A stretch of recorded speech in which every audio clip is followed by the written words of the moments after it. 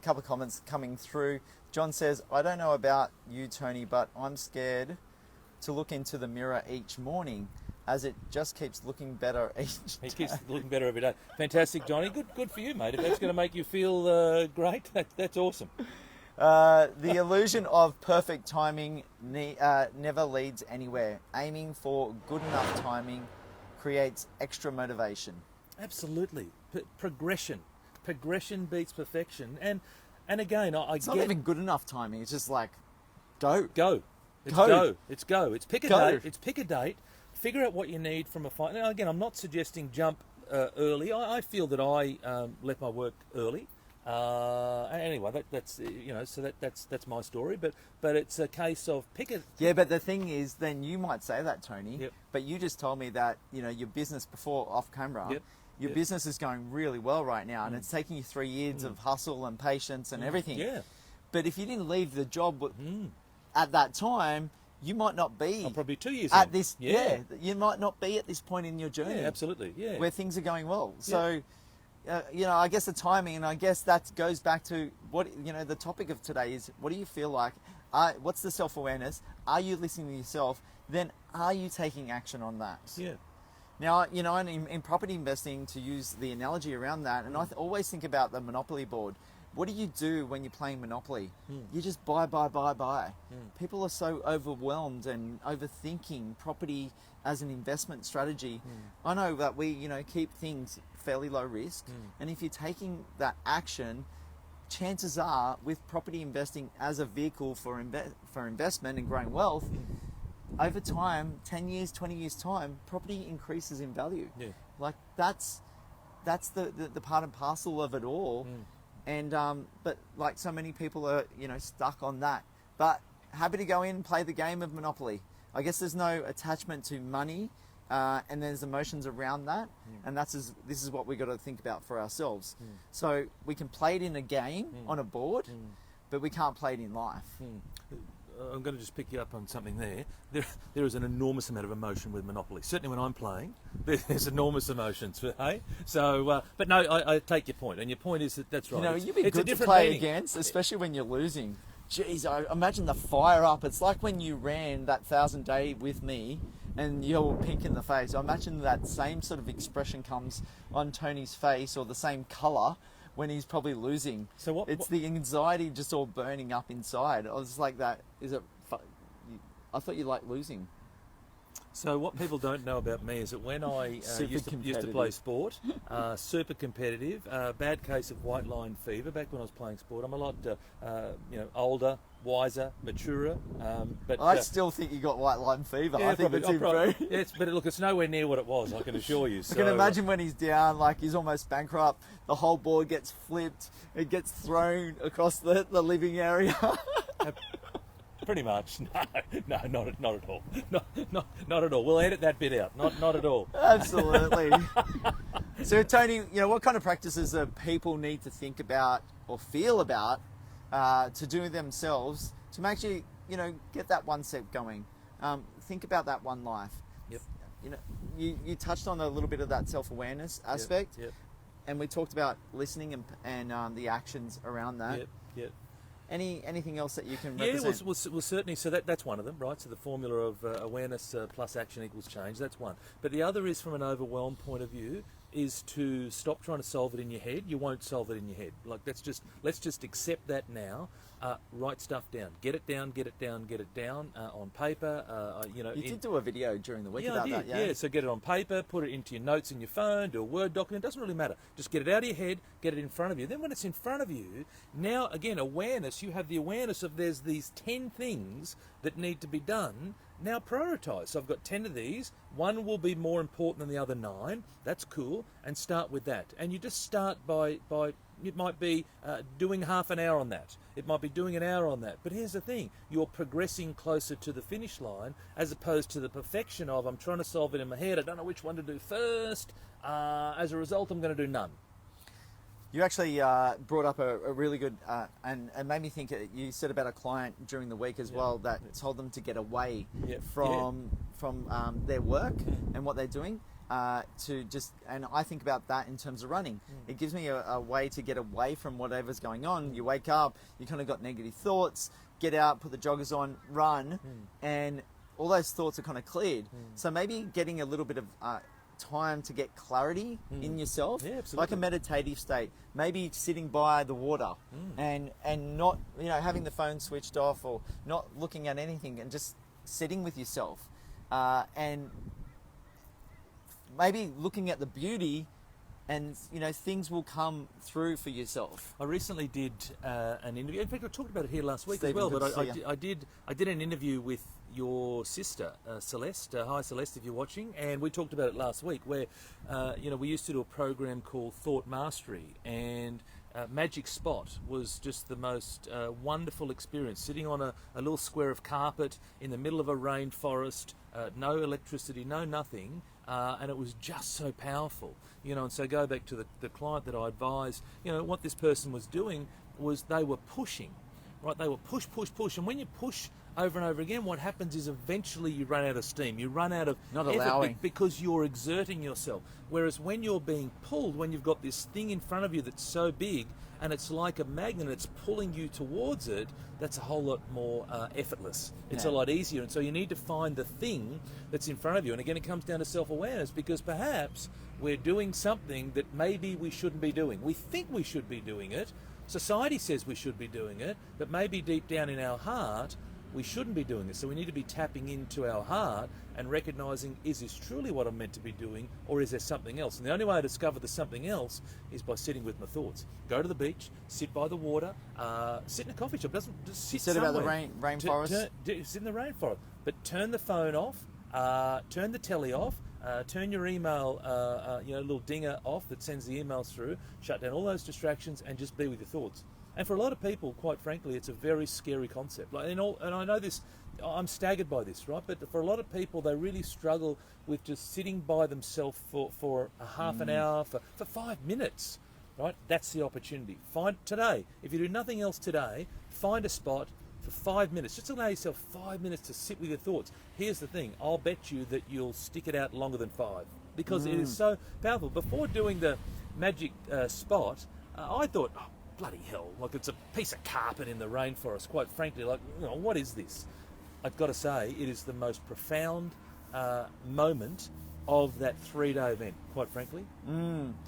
Yeah, just thinking about, I something that kind of works for me.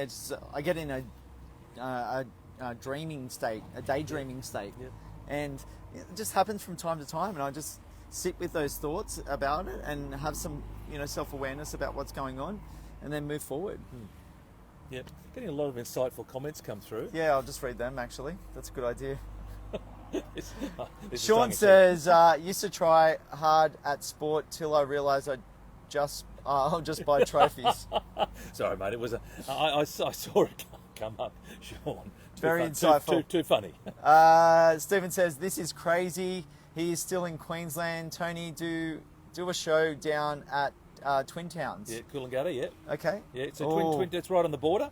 Anyway, I'll tell you about. I haven't told you about this yet. Okay. And Luke can stand on the New South Wales side unless Luke wants to recant being a New South Welshman. Have a great day, guys. I think he wants to be a Queenslander, so we're coming Guess to what the happened state of yesterday? origin. What happened? Well, I don't know if I should put this on Facebook, but I drove down from You're going to? Broadbeach Waters. Yeah. Saw a mate, and I was doing a property inspection down at Coolangatta. Yep. And I took the Gold Coast Highway that wraps around the Gold Coast Airport. Oh, yes. Yeah. Does anyone know where that leads you? New South Wales. Into New South Wales. New South Wales. So I followed a car behind in the border crossing, and then the guy waved me in. He didn't realise that I didn't have a border pass, and he waved me through, and then started yelling out, "Where's your border pass?" And I was already through. And you floored it, did you? Well, I didn't floor it. I just kept going. Oh my gosh. I didn't stop. Oh my gosh. So hopefully we will edit that out. Well, there goes my Queensland tourism contract. that's gone. It's been shattered. No, but I can. No, I know people like have justified before that they've had the same sort of situation, and they showed restaurant vouchers, restaurant receipts, and things like that that showed them they were actually in Queensland, and I could probably show the same. Well, here's the great thing. We could just go to your Facebook account for the last 4 months and show 4 months of Facebook in Queensland. That's there right. You go. There's evidence. That's isn't right. It? All over Queensland. And it tracks your photos as well, like where you are at that time. Correct. So, correct. you know, to all the police officers out there, the Border Force. You know, there's this heat map from the Gold Coast to the Sunshine Coast and Brisbane, right? Oh, So that's where you've been over the last 4 months. So that's pretty funny that Stephen brings up that. Maybe he was actually speaking to a friend of mine. Ken says, I sit in the spa on my own for 2 hours. Beautiful. 2 hours. See, that's gold. I love it, Ken. You know, so thinking about what thoughts are. Sean says, okay, I'm sold, Tony. I'm getting my square of carpet, but... But his landlord's not going to be happy. Sean's on fire this morning. I'm a little bit slow today. I've got a lack of sleep. It's a lack of sleep, isn't it? Late night, see? I had a good night's sleep. Actually, I didn't. I had a restless sleep, 4 lines. John says use the front or the back door mat. These guys, it's a magic carpet. What's that magic spot? Yeah. What's that cartoon back from the 80s and stuff like that where they fly in the magic carpet? Aladdin, is it? Aladdin, yeah, that's it. There you go. Yeah. Yep, magic carpet. Yeah, just show them your credit card statement. Get Absolutely. one of those cheap rugs, those rug stores that are always closing down. Just grab Fakari rugs. Remember that from the 29B. Remember the Fakari rugs? Yeah, that's it. Get your Fakari rugs. Get your Fakari rugs. Cheap. That's I it. can't even remember the... Oh, magnificent. But I remember Fakari rugs. Where is that in the script? No idea. You know us, tangents, mate. We've got analogies, we've got stories. It all happens here It does. with our mindsets because we allow. That's a big thing. You know, you talked about the whole thing about drawing to something, allowing yourself being drawn to that. Energy, I was going to bring that up earlier, but the energy of it, allowing for that energy to happen or drawing yourself towards an energy rather than what Tony said about a client where they're trying to push past, you know, through that energy and there's a bounce back. So you're not getting, and I guess energy is maybe another topic that we need to explore a little bit. Massive. We'll it's be here for days. Yeah, absolutely. But there is a innate energy that goes on around us, and I think there's an awareness that sometimes things come up within us, and that's the self-awareness of it, and then we're projected forward to actually go and listen to that and take actions on that energy. Energy is huge, and quite frankly, this will take us, days to get through. Well, one of the great studies on energy was from a movie called What the Bleep. What the Bleep has got Dr. Joe Dispenza in it, and in there they talk about a Japanese scientist. I think it's Dr. Emoto, and basically what happens is there's two... Emoto. That's interesting. Yeah, I think it is. Like emotion? No. Maybe I've got it wrong. It's something along those lines. Sean, I know that Sean is right into the personal development space. He'll know the answer. But you've got 2 glasses of water, and with 1 glass of water, from an energy point of view, you look at the glass and you project anger onto the glass, and you get angry at the glass. And on the other, you're correct. And on the other glass, you are very kind, you're very soft, you're very loving, you're very caring. And what happens is when they went and froze the water, and then they cut up the crystals and put it under a microscope, the glass where you're angry, all the edges were jagged, and then the glass that you were very kind to, it was all very symmetrical and very beautiful, very pretty. And so why is that important to us from a human point of view? We are made up of mostly water, right? So when you have anger, you are affecting what is running right through all of us. And so it's all about being calmer, being passive, being a bit more placid, being loving to yourself, because we are made up of water. It's incredibly powerful. What the Bleep? And what's Sean saying here? Great movie. It's a great movie. Emotion on Gaia. Yeah, so Gaia is a subscription around personal development, quantum physics, all sorts of stuff. So GAIA. So Sean's onto that there. So Dr. Joe Dispenza, amazing guy. But yeah, he talks about... and look, I've heard that, similar things where you put just a label, that you put like a written label on a glass of water or a plant or something like that, and put love on it. Yeah. We talk about energy, and things around it being positive. How does that help you health-wise? How does that help you in your day-to-day? How does that prevent some of these issues that we have in our bodies? Like, you just think about some of the angry people, and they've often got, illness after disease, after this, after that. Well, stress. Stress is the biggest killer, right? So you've got stress. I've got no doubt that stress will be the catalyst for whether it be heart disease, whether it be a number of cancers, etc. Stress. And so if you're putting yourself under constant stress, then it's important to recognise that and do something about it. And that's where something like sitting on your piece of carpet in the bush or just at the waterfront is fantastic from a stress reduction, potentially elimination point of view. And the thing with humans is we just keep thinking about stuff over and over and over, and what you think about expands, it gets bigger. So if you think about stress, if you think about that horrible boss, if you think about that bad thing that happened to you yesterday, and you keep thinking about it and you play it and you play it and you play it over and over, it gets bigger and bigger and all-consuming, and now you've got this boulder that's sort of sitting on your chest and you don't want to get up and move. It's interesting. They talk about so animals, for example, right? So animals who are, you might be a deer being chased by a lion. What will happen is the deer will have high levels of stress, and they'll run and they'll get away from the lion. Once they're away from the lion, they then calm down, they go back to chewing grass.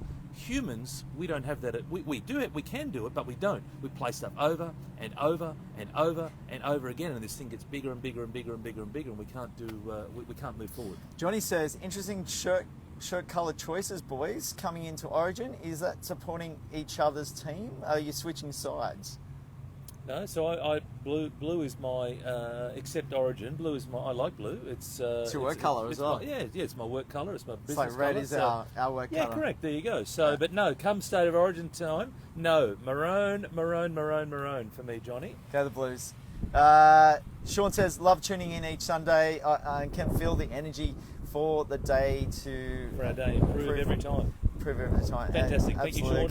And appreciate you and everyone else for tuning in and as what well. The Beep says, and also has a book showing the photos. The photos, correct. Yeah, I've seen it actually as well. It's amazing. Clayton, good to see you on as well. Yep. Good job, lad, says Eric. Thank you. All right, that's the wrap for today. We've come to the end, mate. Fantastic. Do you want to do a summary, or that's just it? We're just going to... feel it. Just feel it. Can you feel it? Can you feel it? Can you feel it? Can you feel it? Actually, we were talking about your dancing last night. Yeah, and Rob Fuxer was a big fan of your dancing as well. Yeah, it's a good dancing. Well, apparently at the clubs you can't dance at the moment, so you just have to feel the dance or feel the music inside you. Oh, I can't wait for the clubs to open back up. Been doing plenty of practice. I'm ready to go. I'm ready to hit the dance floor. Look out. Look out, ladies. All right. No. See ya. No. Bye.